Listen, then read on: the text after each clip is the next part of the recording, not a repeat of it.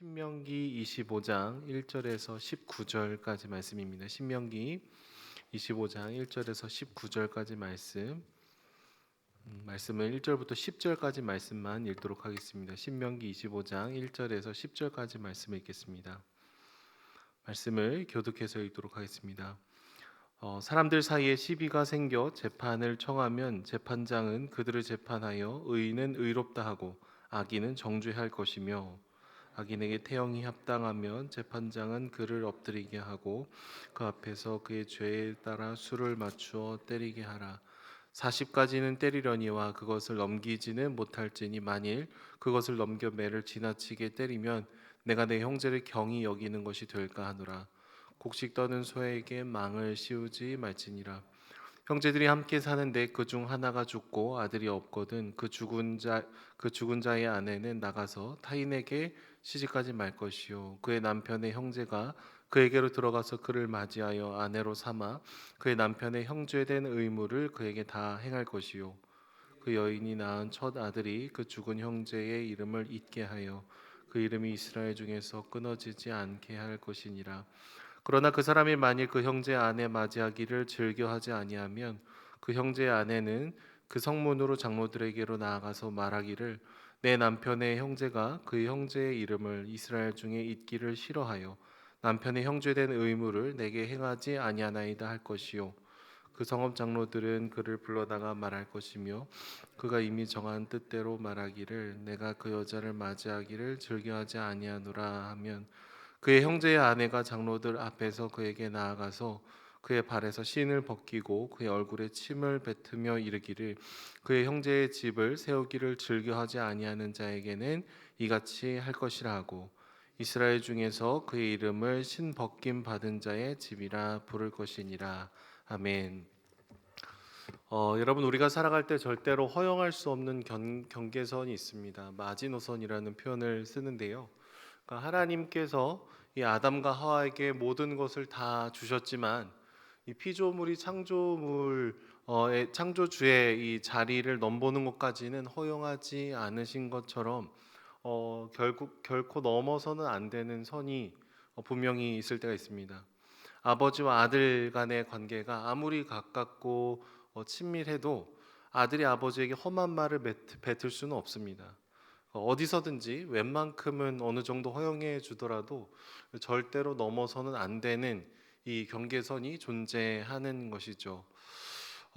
특별히 우리나라에는 뭐 최저임금제라는 제도가 있는데 최저임금제를 도입한 이유가 무엇일까요? 적어도 이 사회에서 일할 때는 한 시간에 요 정도는 임금을 보장해줘야 최소한 먹고 사는 데 문제가 생기지 않는다. 그래서 인간의 존엄성을 지킬 수 있는 제도 중에 하나이겠습니다. 그러니까 어떻게 보면 한 사람을 고용하는 데 있어서의 최소한의 기준, 마지노선일 수 있는 것이죠. 특별히 오늘 우리가 읽은 이 신명기 25장의 말씀 가운데에서는 우리가 넘지 말아야 되는 그 선에 대한 얘기들을 해주고 있습니다. 누군가가 실수를 행하던 그리고 범죄를 행하던 간에 그것에 대한 형벌과 교정을 하는 그 과정들 속에서도 우리가 지켜줘야 되는 선이 있다라는 그 한계선을 오늘 본문에서 그어주고 있습니다. 25장 1절에서 3절까지의 말씀에서는요, 이 사람들 사이에 법적인 분쟁이 생겨서 재판을 할 때요, 아무리 이렇게 죄를 지었다 할지라도 그 태형을 40대 이상을 초과해서는 안 된다라고 얘기를 하고 있습니다. 분명히 그 사람이 잘못을 한 거는 맞아요. 죄를 지은 것은 맞고 형벌을 받아야 되는 것도 맞는데 그 당시 형벌이 굉장히 강력했기 때문에 40대 이상을 때리게 되면은 목숨을 잃을 수도 있기 때문이었던 것이죠. 그래서 그가 죄를 지었음에도 불구하고 오늘 말씀 부분에 뭐라고 얘기합니까? 그는 여전히 우리의 형제다라고 얘기를 해주고 있습니다. 죄인이라 할지라도 인간으로서 형제로서 우리가 지켜줘야 되는 마지막 경계선이 있다라는 것을 분명히 얘기하는 것이죠. 여러분, 이 경계선에는 사랑이 깃들어 있습니다. 배려가 깃들어 있습니다. 형벌 중에서도 그래도 이 사람의 생명은 우리가 해하면 안 된다. 가볍게 여겨선 안 된다라는 그 선을 그어주고 있다라는 거예요. 4절 말씀에는 곡식을 떠는 소에게 망을 씌우지 말아라라고 얘기를 하고 있죠. 이것은 곡식을 추수할 때 이 밭을 가는 가축의 입에 망을 씌우게 되면은 일을 하면서도 그 나달을 하나도 먹지 못하게 되는 결론에 이르게 됩니다. 하지만 하나님께서는 일은 일대로 시키면서 아무것도 주지 않으려는 마음은 그런 인색한 마음은 우리가 품어야 되는 마음이 아니다라고 얘기를 하시죠. 그래서 적당량의 식량 또는 임금을 가질 수 있도록 허락을 해줘라라고 얘기하고 있습니다. 어찌 보면 이 동물까지도 배려하는 그 마음이 이 신명기의 말씀 가운데 녹아들어져 있다라는 거예요. 그 다음에 얘기하는 것은 죽은 형제의 아내를 거두고 돌보는 취수혼 제도에 대해서 얘기하고 있습니다. 우리나라의 문화 정서상 이게 뭐 어떤 말인가 좀 이해가 되지 않을 수도 있고 정서적으로 거부감이 들 수도 있겠습니다. 그런데 고대 근동의 사회에서 여러분 남편이 죽어서 과부가 된 사람은 그냥 남편을 잃은 것뿐만 아니라 사회적으로 내가 경제 생활을 할 수 있는 모든 수단을 잃어버리고 철저히 소외되고 철저히 힘든 그 자리에 놓여 있다라는 것을 보게 됩니다. 사회적인 지위, 모든 소유를 다 잃어버리게 되는 그런 힘든 가운데 그들의 힘듦과 어려움을 너희가 절대로 외면하지 말아라라고 지금 얘기해주고 계신 것이죠. 그래서 만약 이 여인의 가까운 친족이 그것을 거절하게 되면 오늘 말씀에 뭐라고 얘기하죠? 이 사람을 이 사람에 대해서 분명히 수치스러운 행동을 하고 있다라는 것을 알려주고 경고해야 된다라고 얘기를 하고 있습니다. 사회적인 약자로 몰려지게 된 이 가족들을 외면하는 것, 그래서는 안 된다라고 주님께서 분명히 얘기를 해주고 계시더라라는 거예요. 그래서 재판을 받게 되면은 신벗김을 받은 자의 집이다라는 이 수치스러운 이름이 이 사람에게 주어지게 됐습니다. 신을 벗기고 얼굴에 침을 뱉은 다음에 이 사람은 정말로 우리의 형제들을 사랑하지 않았던 사람입니다라는 결론에 이르게 되더라라는 것이죠. 우리가 읽진 않았지만 11절 12절의 말씀에서는 다툼이 있는 중에 남편을 구하기 위해서 다른 남자의 생식기에 심한 해를 끼치는 경우에 그의 손을 자르라라고 얘기하고 있습니다. 오늘날에도 여러분 주먹을 휘두르는 사람에게 나를 보호하겠다고 총을 쏘는 것은 정당방위가 되지 않죠. 상대방에 대한 과도한 상해, 즉 자녀를 가질 수 있는 능력을 위협하는 것은 허락된 범위 안에서의 일이 아니다라는 것을 얘기하고 있습니다. 내가 비록 피해를 당하고 힘든 일이라 할지라도 더 큰 것으로 갚아줘서는 안 된다라는 거예요. 그 다음에 나오는 말씀은요, 이익을 추구하기 위해서 이 두 종류의 저울을 준비해서는 안 된다. 정직하고 공정하게 행동해야 된다라는 것을 얘기를 하고 있습니다. 그리고 오늘 말씀의 마지막에는 출애굽 직후에 극도로 피곤한 상태에 있었던 이 이스라엘 상대로 전혀 동정하지 않고 뒤에 처져 있었던 노인, 어린아이, 병자 그리고 임산부를 공격했던 이 아말렉을 반드시 심판해라라는 얘기를 하고 있는 것이죠. 여러 가지 소재들을 얘기하고 있는데 모두 다 마지노선을 넘겼던 것에 대해서 경고하고 있습니다. 벌을 줄 때에도 너무 심하게 하지 말고 보복을 할 때에도 너무 심하게 하지 말고 너무 심하게 우리를 괴롭혔던 이 아말렉의 그 선 넘은 행동들을 기억해라. 기억하라는 것은 그들을 미워하는 것뿐만 아니라 우리도 그런 존재가 되면은 안 된다라는 것이죠.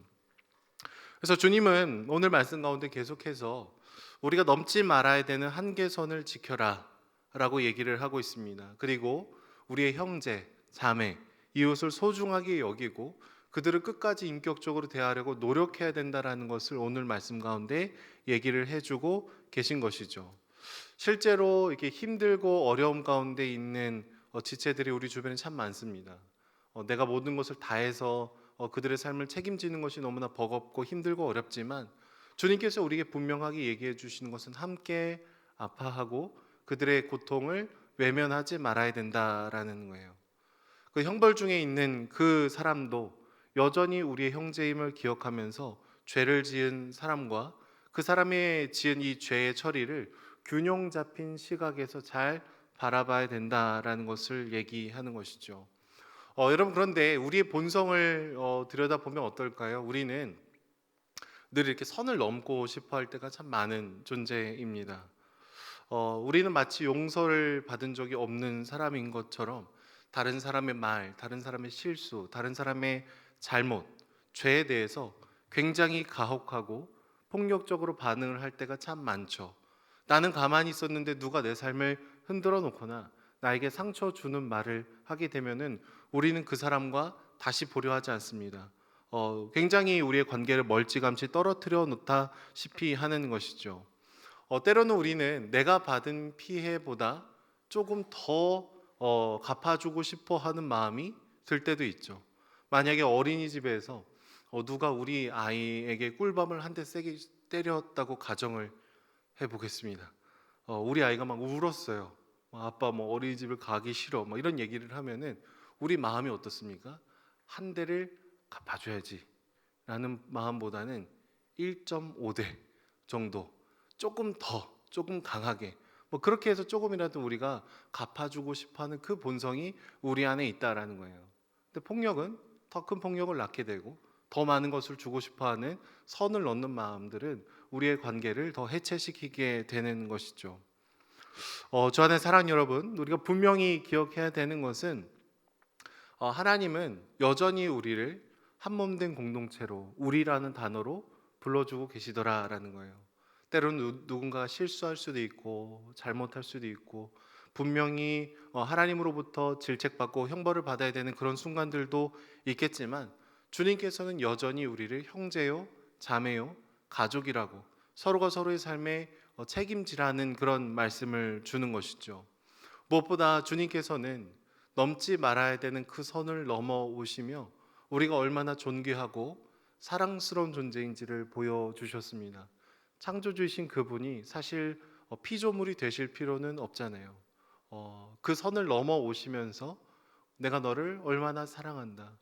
내가 너를 얼마나 사랑하는지를 너가 알아라라는 얘기를 십자가에서 해주신 것이 아닙니까?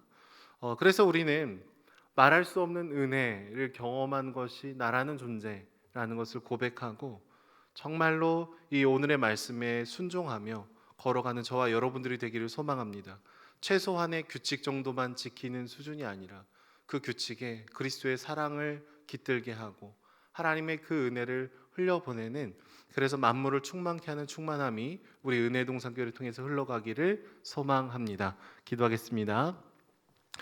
사랑해 주님 감사합니다. 우리는 늘 선을 넘고 과도한 마음들로 흘러갈 때가 참 많은 존재들임에도 불구하고 하나님의 사랑이 깃들어 있는 기준들을 우리에게 말씀해 주시니 주님 감사합니다. 갑작스럽게 아픔을 당하는 형제들, 힘들고 어려운 상황을 통과하는 지체들이 있습니다.